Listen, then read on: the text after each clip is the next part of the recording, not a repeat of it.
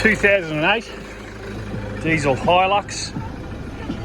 In case anybody's interested in how to get when you bust these off and you want to replace them, well, you can pick up the replacements on eBay, but to get them out, well, there's not really much out there showing you how to do it. So don't worry about where I pull the dash apart there. What you need to do is pop the vent out and stick your fingers in here so you can pull this out a bit. Okay, and in the back here you'll see there's a little tab just here, and when I get to there, there's a little tab just here, one here. All you need to do is get your screwdriver on that, push that down. The same for the other one there. Push it down and push the unit forward at the same time. Then you just put the phone in this position. You've only got one hand. Then that pulls out.